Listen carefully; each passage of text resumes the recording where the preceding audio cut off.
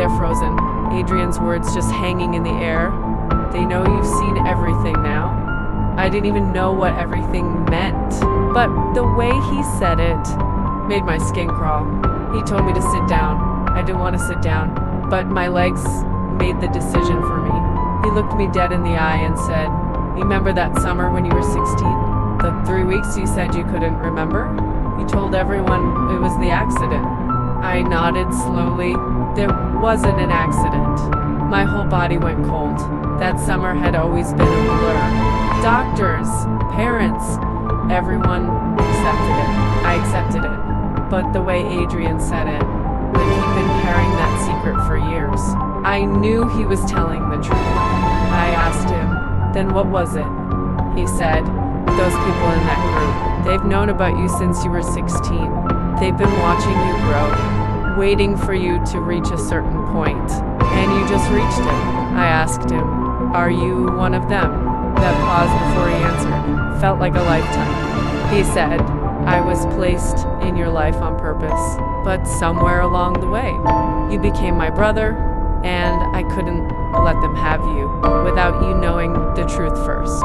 I didn't know whether to hate him or hug him, betray and loyalty hitting me at the same time.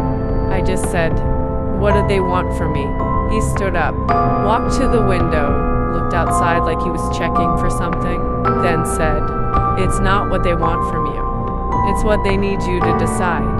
Something is coming, and there are two sides. They believe you're the only one who can choose which way it goes."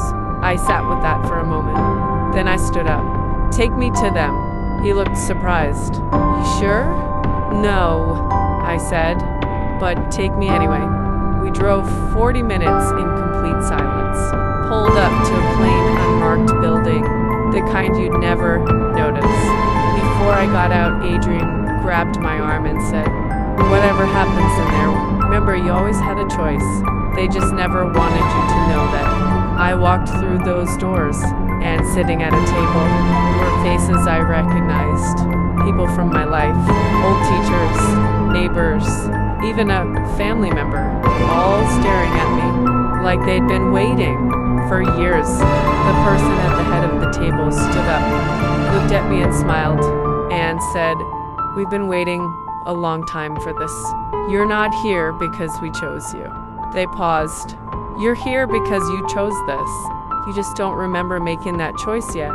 And just like that, those 3 missing weeks from when I was 16 started coming back all at once, like a flood.